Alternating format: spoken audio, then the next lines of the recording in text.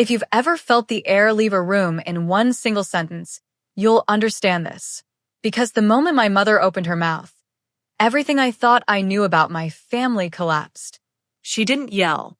She didn't cry. She smiled. And then she said, "Don't believe a word she says. My daughter has been lying to all of us for years." That's when I realized this wasn't just a will reading. It was an execution. My name is Nora Whitman. I'm 29 years old, a patient care coordinator, and until that morning, I believed loyalty mattered. This happened in Scottsdale, Arizona, inside my grandmother Evelyn's sunlit adobe-style home. The same house where I once learned how to read on the floor beside her rocking chair. The lawyer hadn't even finished his opening sentence. Everyone was there. My mom, my stepfather, two uncles who never visited unless money was involved, a cousin who couldn't remember my grandma's birthday but suddenly remembered her bank accounts, And me. the girl who took her to chemo, the girl who slept on a hospital chair when the nurses said visiting hours were over. I was sitting closest to the lawyer when my mom leaned forward, folded her arms, and decided today was the day she'd erase me. She said I manipulated an old woman. She said I exaggerated symptoms. She said I inserted myself into decisions that weren't mine. Every sentence landed like a slap. I looked around the room, waiting for anyone to say, "That's not true." No one did. Not even my stepdad, who wouldn't meet my eyes. Not even my uncle, who once thanked me for handling things so he didn't have to. Silence can be louder than shouting. And that silence told me something terrifying. They'd rehearsed this. I felt my throat tighten, my hands shaking in my lap. I wanted to scream, to defend myself, to list every appointment, every late night, every sacrifice. But before I could speak, the lawyer cleared his throat. He said calmly, "Before we proceed, Mrs. Whitman, your mother requested something specific." That was the first crack in their confidence.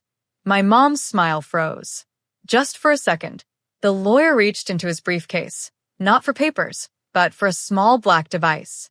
A camera, not hidden, not secret, placed deliberately on the table. And the room shifted. Because suddenly, this wasn't just family business anymore. This was evidence. Hold on, before we get into the real stuff, I want to know, what are you doing at this exact moment while hearing my voice? Driving? Lying in bed? Scrolling instead of sleeping? Tell me in the comments. I actually read them. The lawyer explained that my grandmother had insisted everything be recorded. For clarity, she'd said, and accountability. My mom laughed nervously, a sound that didn't match her eyes. She waved a dismissive hand. Fine. We have nothing to hide. But I noticed something most people didn't. Her foot wouldn't stop tapping. As the camera light blinked red, the lawyer finally opened the folder. And then he said the sentence that changed everything. Evelyn Whitman left instructions to begin with a statement from herself. My heart slammed against my ribs, because my grandmother had been weak, confused, barely speaking near the end. At least, that's what they told everyone. The lawyer pressed play, and my grandmother's voice, steady, sharp, unmistakably her, filled the room. She said, "If you're hearing this, it means my family is about to show their true faces." My mom's color drained instantly, and I realized this wasn't about what I would receive. It was about what they were about to lose. The moment my grandmother's voice came through that speaker, the room stopped breathing. Not metaphorically, literally. My mom's mouth opened slightly, like she wanted to interrupt, but she didn't dare, because the camera was rolling. And for the first time in her life, she wasn't in control of the narrative. My grandmother's voice sounded different.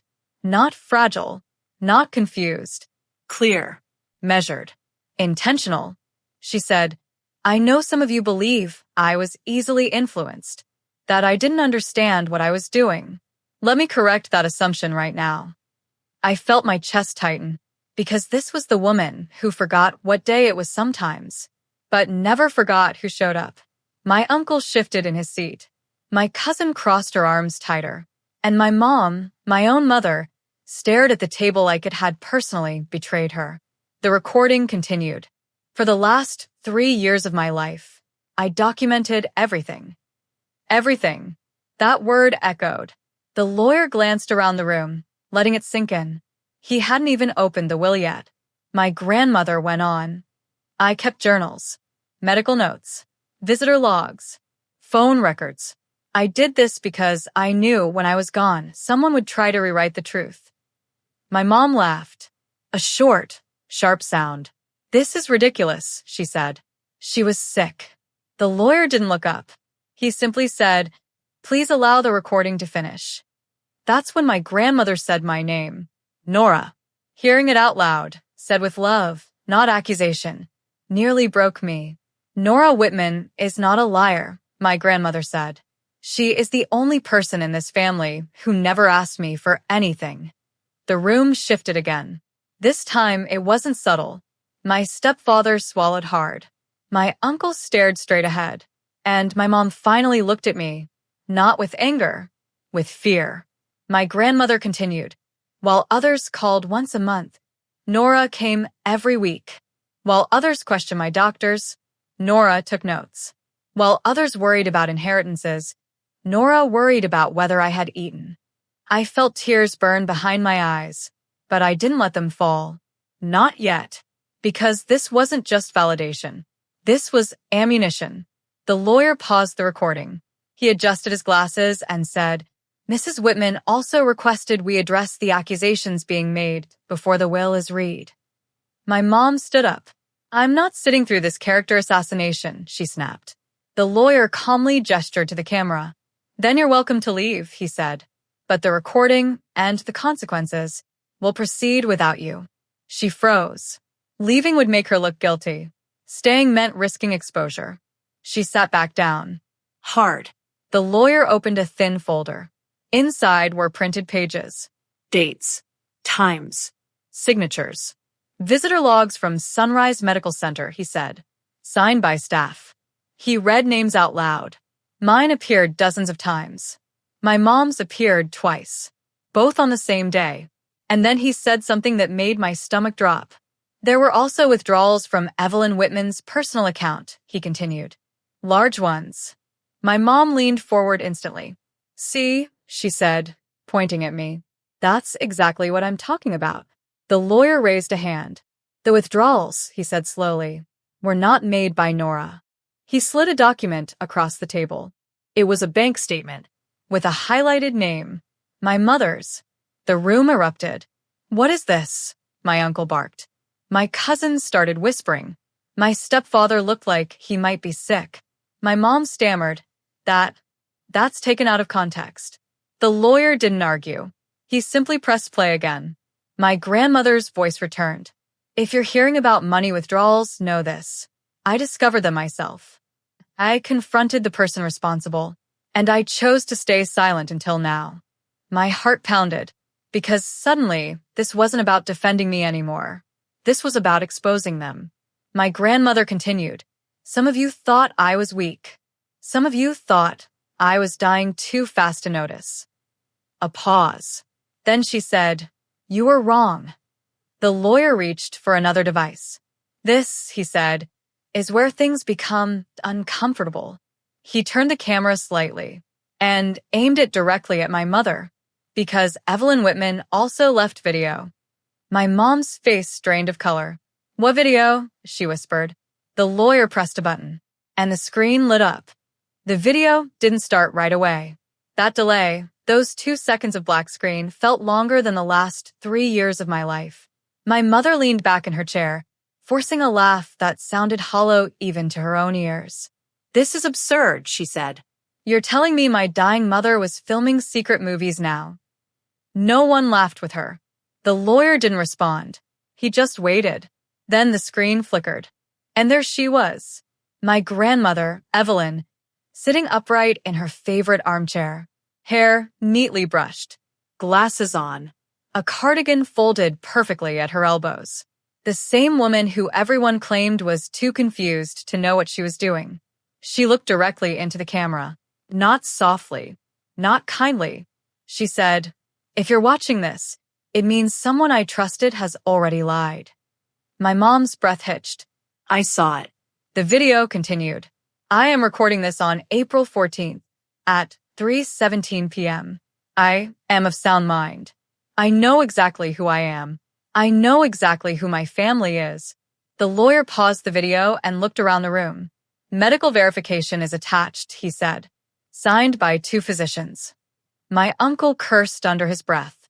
The lawyer pressed play again. My grandmother said, I want to be very clear about something. I did not give Nora access to my finances. She never asked. She never hinted. She never touched my money. I felt my knees weaken. Because this wasn't just emotional support anymore. This was proof. She continued. The person who did have access asked for it. The camera zoomed slightly. My grandmother took a slow breath and said my mother's full name, not my daughter. Not she. Her full name. My mom shot to her feet. Turn this off, she shouted. This is manipulation. She was confused. She didn't understand. The lawyer didn't even look at her. He let the video keep rolling. My grandmother said, when I confronted you about the withdrawals, you cried. You told me it was temporary. You told me you'd pay it back. My mom's face twisted. That's not how it happened, she said weakly. But no one was listening to her anymore. Because my grandmother wasn't finished. You didn't know I had already contacted my attorney, she said calmly. You didn't know I had already frozen accounts. My stepfather finally spoke. You froze the accounts, he whispered at the screen. My grandmother nodded slowly, as if she could hear him. I did, she said. Because I wanted to see who would panic. A long pause. And who would point fingers. My eyes drifted to my mother.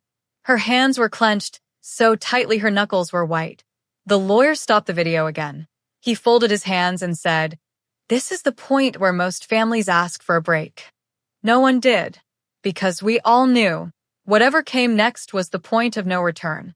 The lawyer pressed play. My grandmother's voice softened, but only slightly. Nora, if you're watching this, I need you to listen carefully. My breath caught. I am sorry, she said. I'm sorry I let them speak over you while I was still alive. I wanted to protect the peace. But peace isn't always kind. Tears finally slipped down my face. Across the room, my mom scoffed loudly. Always the martyr, she muttered. The lawyer turned his head sharply. This recording is being documented, he said. I suggest you choose your words carefully. My grandmother continued. I am not leaving Nora money out of guilt, she said. I am leaving it because she earned my trust when no one else bothered to show up. The video ended. Silence swallowed the room. No one moved. No one spoke. Until my uncle slammed his hand on the table. So what? He snapped. That's just her opinion. Where's the will? The lawyer nodded. Yes, he said. Let's talk about that. He reached for the thick envelope. But before opening it, he added one final sentence. There is an addendum, he said. One that only activates if accusations are made against Nora's character. My mother's head snapped up. What addendum? She demanded. The lawyer looked directly at her. The one that redistributes everything, he said quietly, based on behavior in this room. The color drained from her face. Because suddenly, this wasn't just about what my grandmother left behind. It was about what my mother had just destroyed. And the will hadn't even been read yet. No one spoke after that. Not because they had nothing to say, but because everyone was doing the same calculation in their head. How bad is this about to get for me? The lawyer didn't rush. He let the silence work.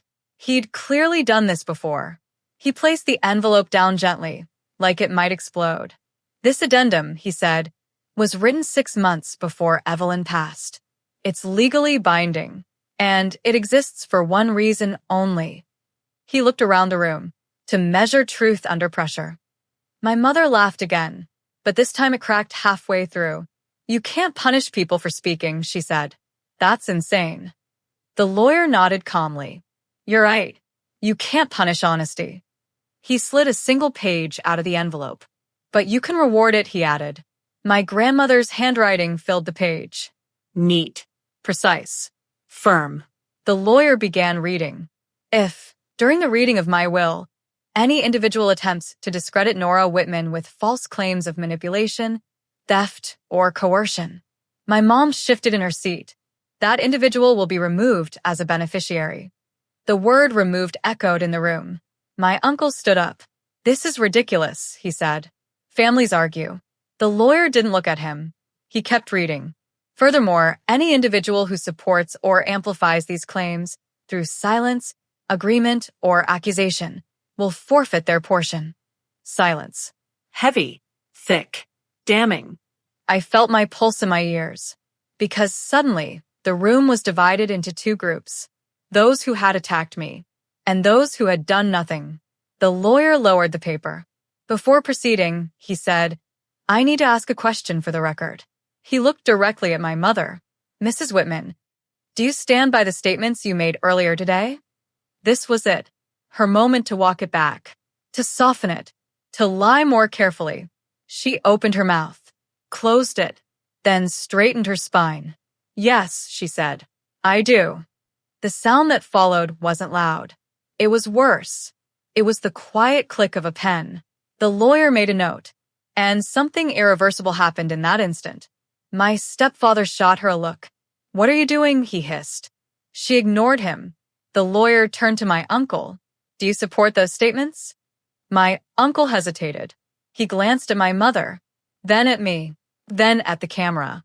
I don't know, he said. I mean, she was around a lot. Another click of the pen. My cousin swallowed hard. I didn't say anything, she blurted out. I stayed out of it. The lawyer nodded. Silence, he said, is still a position. Click. I felt dizzy. Not from fear. From clarity. This wasn't revenge the way movies show it. No yelling. No dramatic exits. Just consequences, quietly lining up. The lawyer folded the addendum and placed it aside. Now, he said, we can finally read the will. My mom smirked, trying to recover. Go ahead, she said. Read it. The lawyer opened the main document. My client leaves her personal belongings to be distributed as follows. Jewelry. Furniture. Art. Names were read. None of them mine. My mother visibly relaxed. I felt it too, that familiar sting. That voice whispering, of course. Don't get your hopes up. Then the lawyer reached the financial section. Liquid assets, he said, will be distributed after deductions and exclusions. He paused, and after enforcement of the addendum, my mother's smile faltered. To Nora Whitman, he read, I leave my primary residence, including the land and all contents. The room exploded. What? My mom screamed. That's impossible, my uncle shouted. The lawyer held up a hand, and he continued, 70% of remaining financial assets. I stopped breathing. 70%. My mother stood so fast her chair toppled backward. She manipulated her, she yelled. You saw the video. She rehearsed her lines. The lawyer didn't flinch. Mrs. Whitman, he said, your removal as a beneficiary has already been documented. Her face went white. What? She whispered. He turned the page.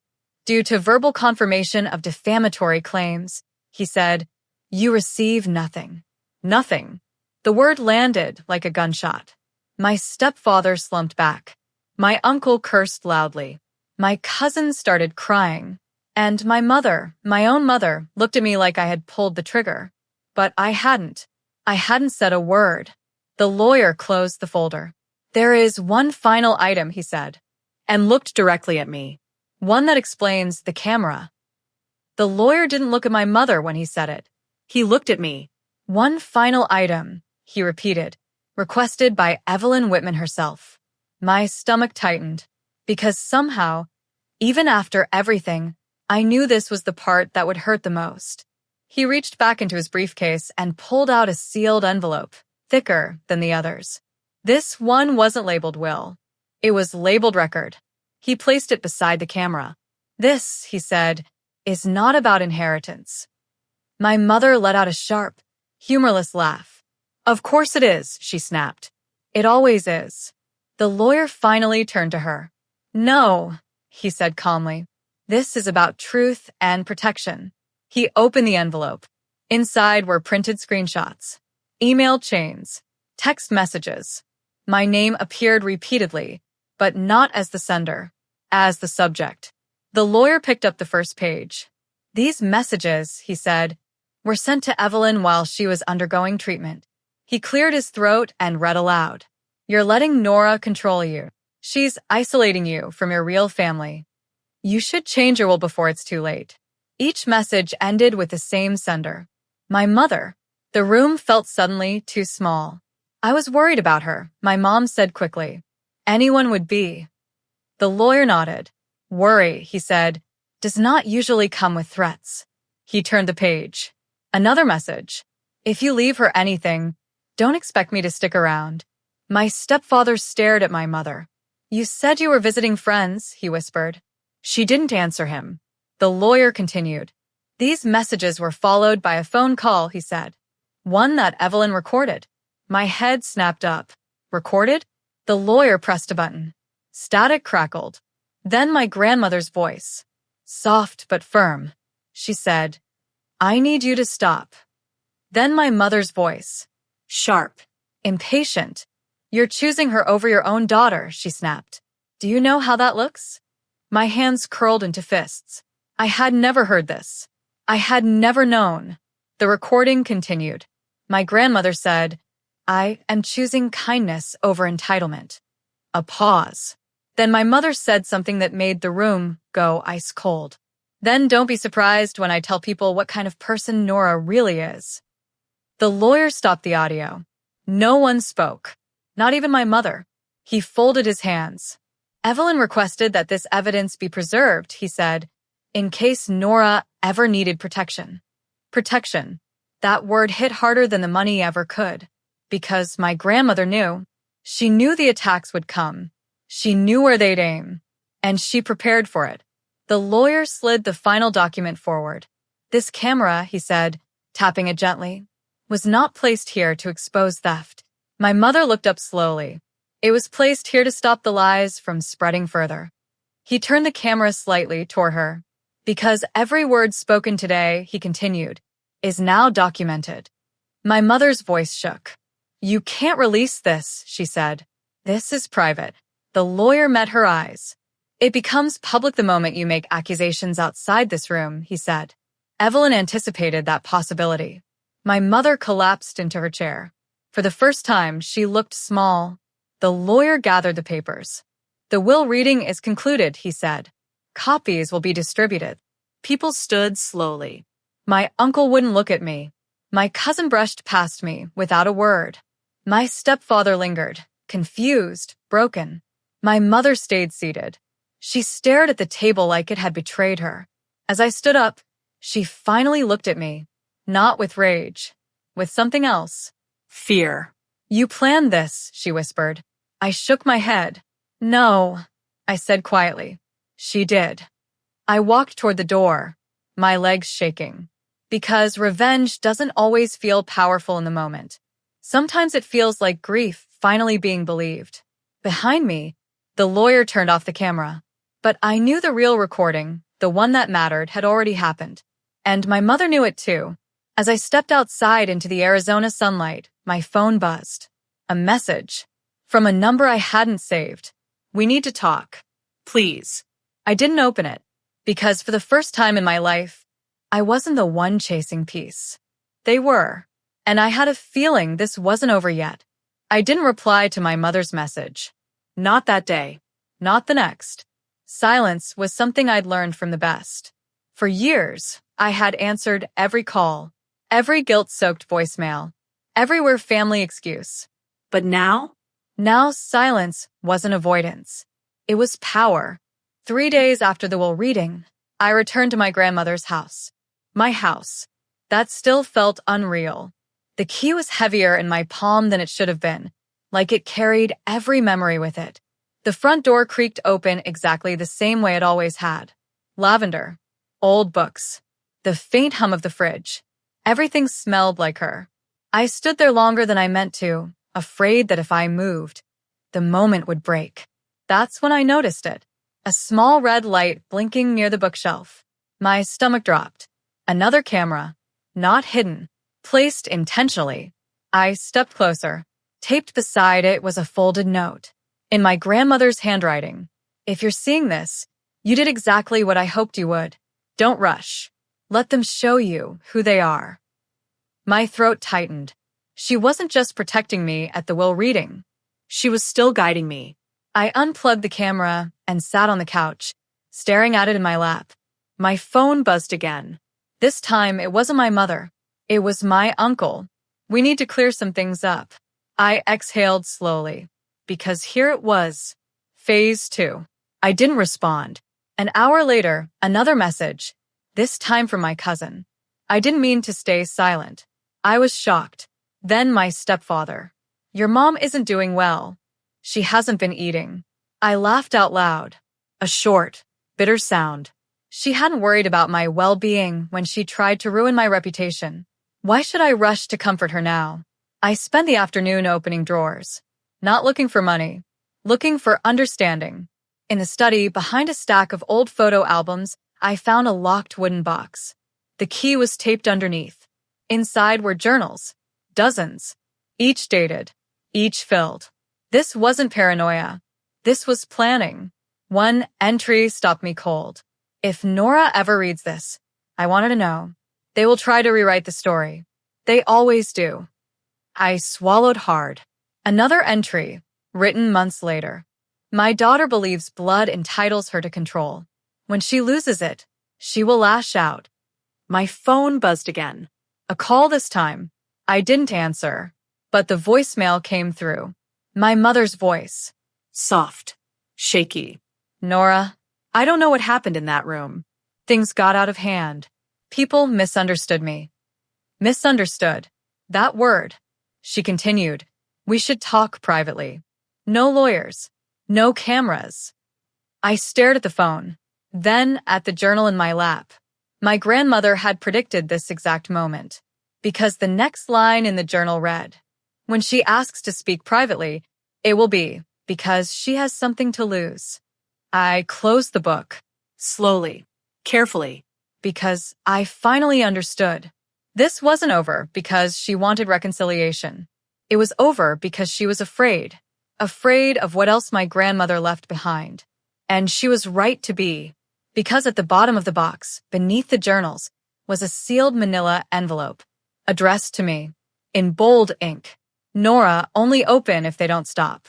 My pulse spiked. I stared at it for a long time. Outside, a car door slammed. Tires crunched on gravel. Through the window, I saw a familiar shape.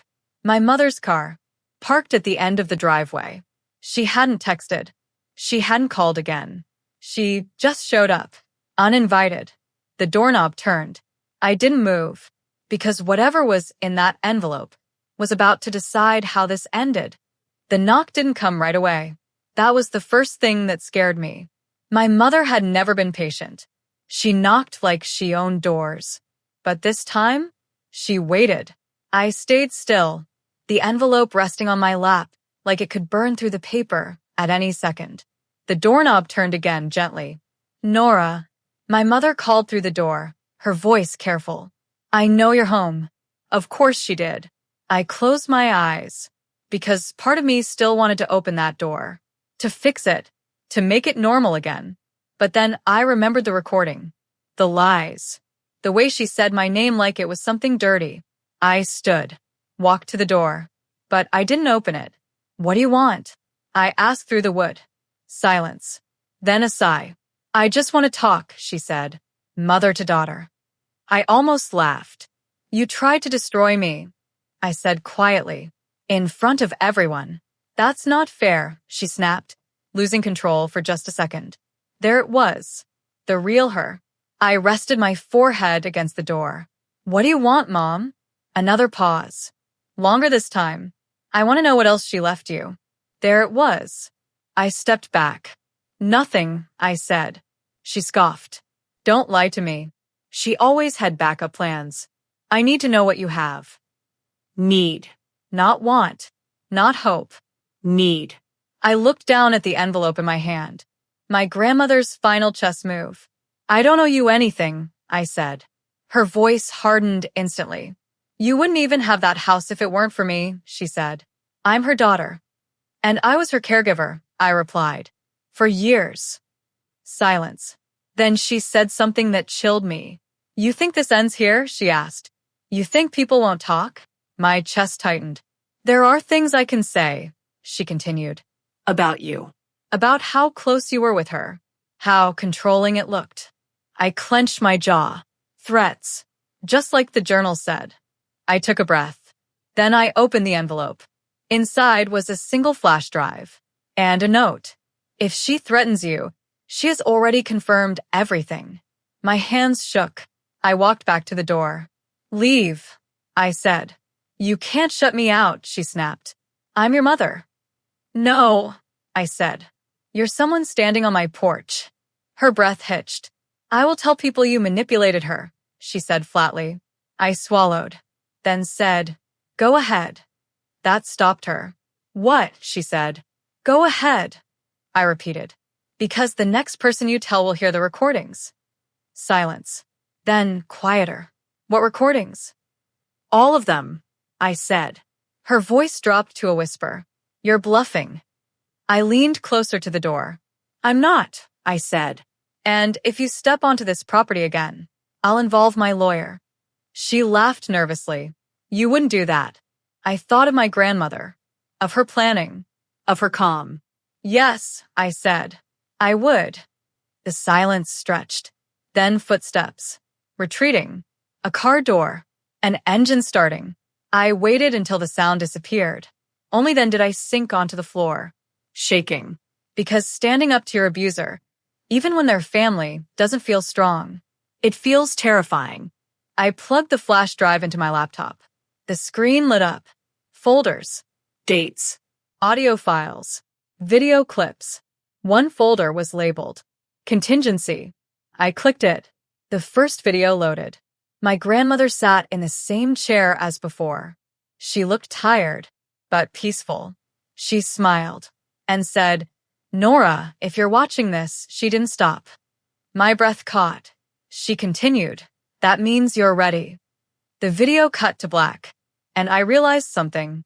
This wasn't just about protecting me. This was about ending the cycle. Once and for all. I didn't watch the rest of the video right away. That scared me more than anything.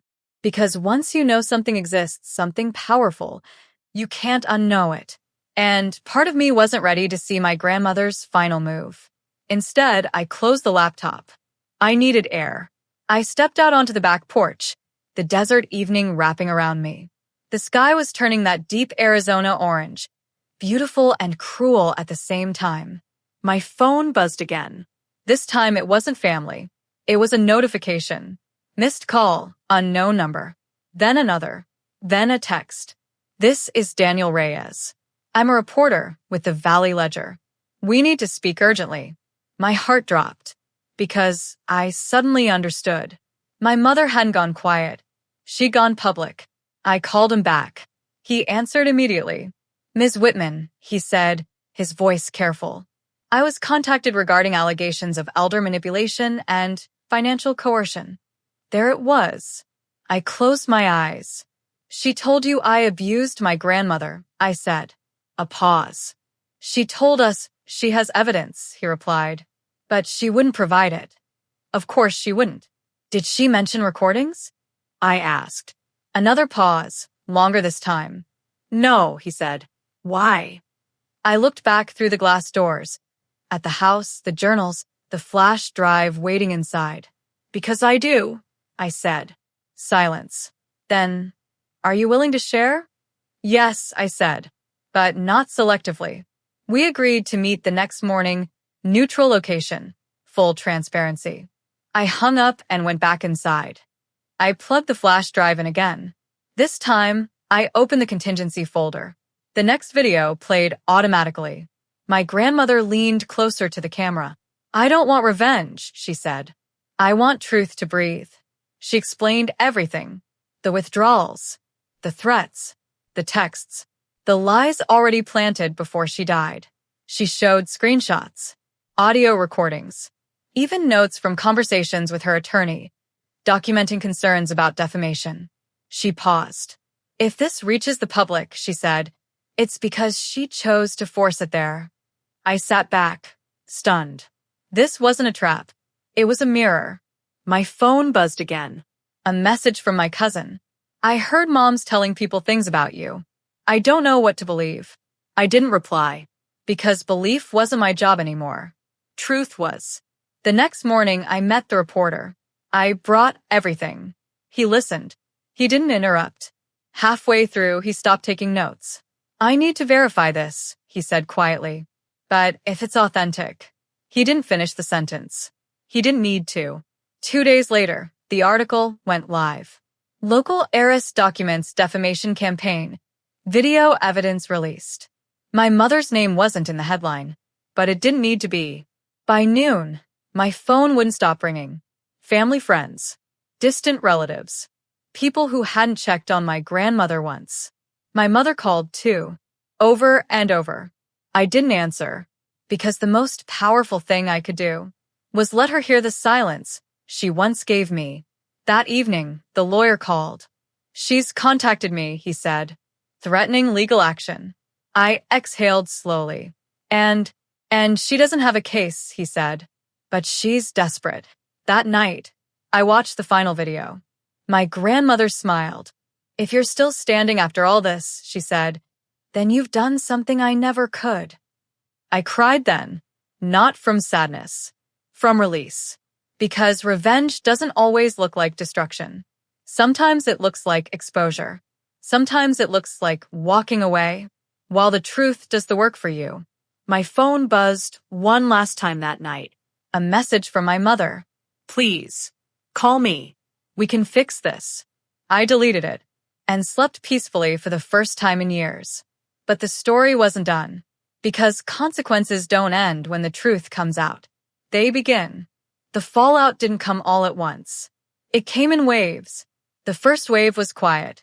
My mother stopped calling, stopped texting, stopped pretending we could fix anything.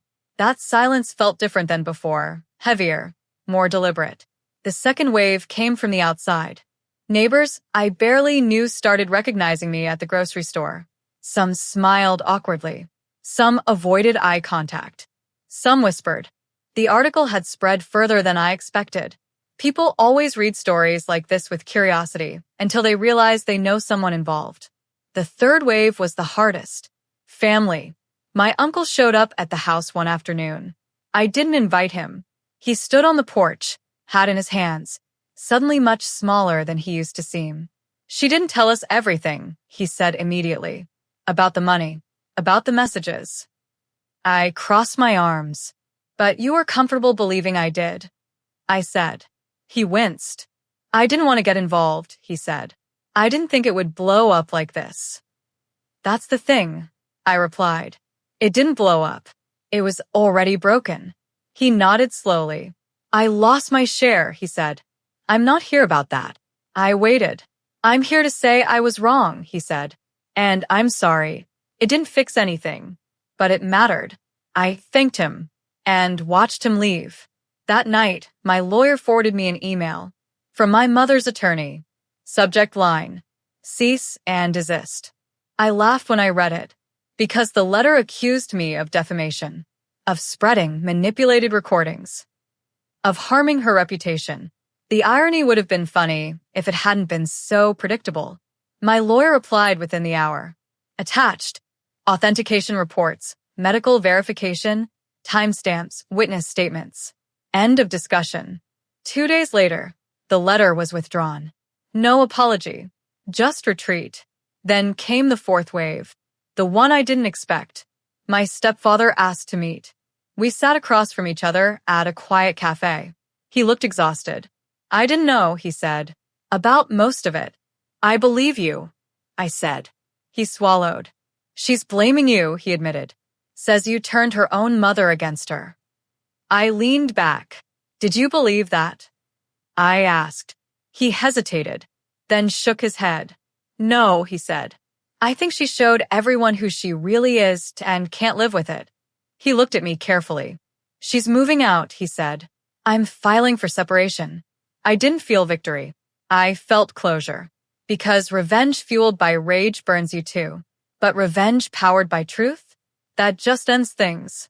A week later, the house finally felt quiet. Not empty. Peaceful. I donated my grandmother's clothes. Kept her journals. Turned the spare room into a small office. Life began to look forward instead of backward. Then, one final message arrived. From my mother. Not angry. Not pleading. Just 2 lines. I lost everything. I hope you're happy. I stared at it for a long time. Then typed. I didn't take anything from you. I just stopped protecting your lies. I didn't send anything else. Because the last thing my grandmother taught me was that you don't need to explain yourself to someone committed to misunderstanding you. That night, I sat in the living room, lights low, thinking about everything that led here. The accusations, the camera, the truth. And I realized something important. This story didn't end when the will was read. It ended when I chose myself. But there was one final thing left to do. Something my grandmother would have wanted. Something that would make sure the cycle didn't start again. With someone else. I opened my laptop and began to write. I didn't write for the internet. At first, I wrote for myself. Late at night, sitting in my grandmother's old living room, I opened a blank document and let everything spill out. The fear, the silence, the moment my own mother tried to erase me in front of a camera. I wrote about how abuse doesn't always look violent. Sometimes it wears a smile. Sometimes it shares your last name. I didn't name names. I didn't need to. I wrote about what it feels like to be called a liar when you've been the one holding everything together. About how family can become the loudest courtroom. About how truth doesn't need volume. It needs records.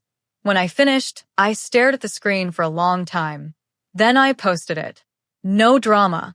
No accusations. Just honesty. I thought maybe a few people would read it. I was wrong. Messages poured in. Strangers telling me my story sounded like theirs. Caregivers who were blamed instead of thanked. Daughters who were gaslit into silence. One message stopped me cold. I was about to sign my mother's house over to my brother. I read your story and paused. Thank you.